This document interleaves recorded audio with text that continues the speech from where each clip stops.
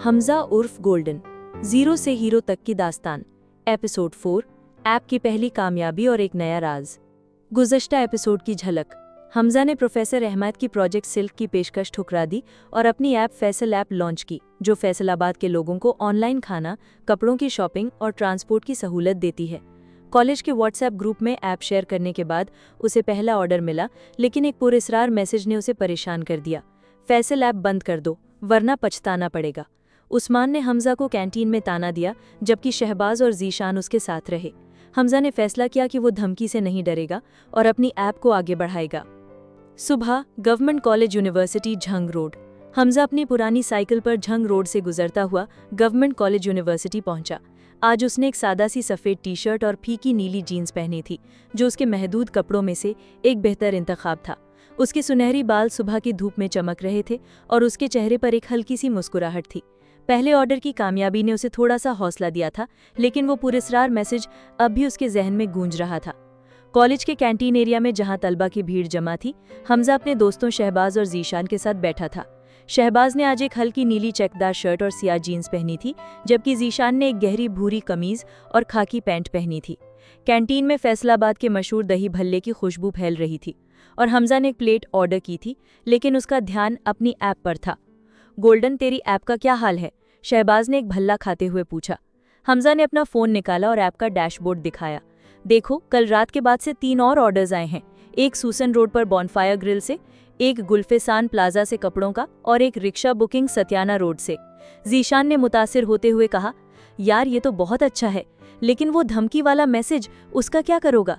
हमजा ने एक गहरी सांस ली और कहा, मैंने सोचा कि इसे नज़रअंदाज करूं। अगर मैं डर गया तो मेरा ख्वाब अधूरा रह जाएगा, लेकिन हाँ, मैं मोहतात रहूंगा। उसी समय कैंटीन के दरवाजे से उस्मान और आयशा दाखिल हुए। आयशा ने आज एक गहरे नीले रंग का शलवार कमीज पहना था, जिस पर सुनहरी एम्ब्रॉयडरी थी।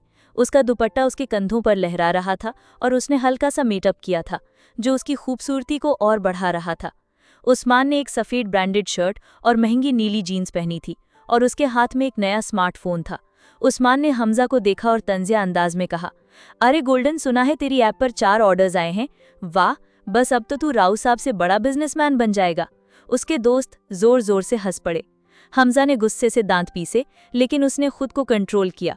उस्मान, तो अपनी अमीरत पर उतरा कर, लेकिन एक दिन मेरी ऐप फैसलाबाद की हर गली में मशहूर होगी। आयशा ने एक लम्हे के लिए हमजा की तरफ देखा और उसकी आंखों में एक अजीब सी परेशानी नजर आई, लेकिन उसने फौरन नजरें हटा ली। हमजा को लगा कि आयशा कुछ कहना चाहती है, लेकिन वो खामोश रही।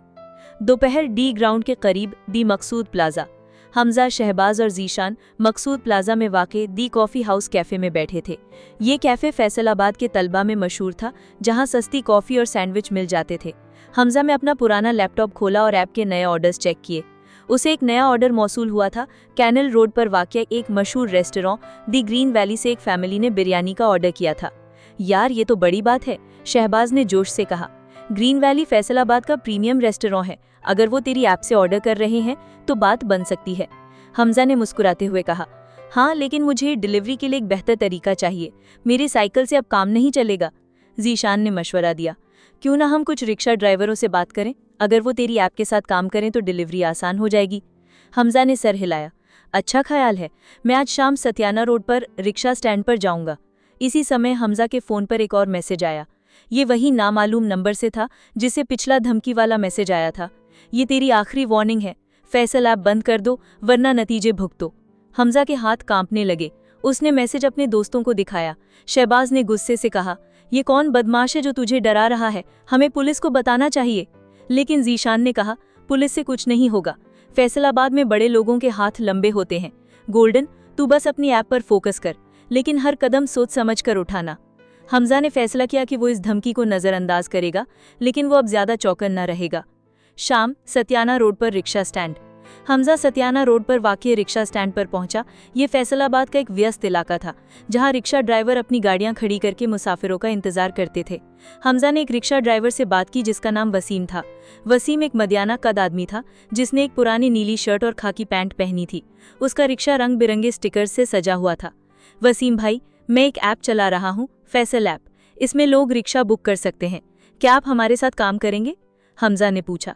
वसीम ने मुस्कुराते हुए कहा, बेटा अगर इससे कुछ पैसे बनते हैं तो क्यों नहीं, लेकिन ये बता ये ऐप चलेगी कैसे।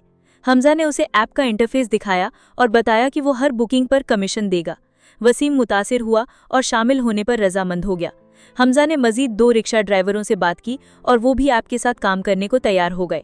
रात, गुलबर्ग कॉलोनी। हमजा अपने छोटे से घर वापस आया। उसकी माँ, जो आज एक सादी सी हरी साड़ी में मलबूस थी, खाना बना रही थी। हमजा ने उसे अपनी ऐप के नए ऑर्डर्स और रिक्शा ड्राइवरों के साथ मुआहदे की बात बताई। बेटा, मुझे तेरी हिम्मत पर प्राउड है, लेकिन ये धमकी वाली बात मुझे परेशान कर रही है। हमजा ने मुस्कुराकर कहा, अम्मा तू फिक्र ना कर, मैं सब संभाल लूंगा। लेकिन रात को अपने कमरे में लेटकर हमजा सोच रहा था, वो पुरस्कार मैसेज भेजने वाला कौन था? क्या ये उस्मान का कोई ड्रामा था या कोई बड़ा कारोबारी उसकी ऐप से खतरा महसूस कर रहा था? उसी समय उसके फोन पर एक नया मैसेज आया। ये एक दूसरे नंबर से था। हमजा, फैसल, आपके लिए एक बड़ा मौका है। कल शाम कैनाल रोड पर दी ग्रीन वैली रेस्टोरेंट में आओ, मैं तुमसे मिलना चाहता हूँ। खालिद। हमजा हैरान हुआ, ये खालिद कौन था और ये मौका क्या था? उसके दिल में एक अजीब सी उम्मीद जागी, लेकिन साथ ही डर भी था कि ये कोई नया जाल तो नहीं। अगला दिन, government college university. Hamza college पहुंचा तो उसे पता चला कि उस्मान ने एक नया मंसूबा बनाया है। वो कॉलेज के सालाना फेस्टिवल में एक टेक्नोलॉजी एग्जीबिशन का इनेकाद कर रहा था और उसने ऐलान किया कि वो हमजा की फैसल ऐप को सबके सामने नाकाम साबित करेगा। उस्मान ने अपनी टीम के साथ एक नई ऐप बनाई थी जो हमजा की ऐप से मिलती जुलती थी, लेकिन ज़्यादा फंडिंग और प्रोफेशनल डिज़ाइन के साथ। हमजा के लिए ये एक नया चैलेंज था। अगर वो इस एग्जीबिशन में हार गया तो उसकी सारी मेहनत ज़ाया हो जाती, लेकिन अगर वो जीत गया तो वो उस्मान और उसके दोस्तों को मुंह तोड़ जवाब दे सकता था। इसी समय हमजा की नज़र आयशा पर पड़ी, जो कैंटीन के एक कोने में अकेली बैठी थी। उसने आज स्याह रंग का शलवार कमीज पहना था और उसका चेहरा परेशान दिखाई दे रहा था। हमजा ने उससे बात करने का फैसला किया।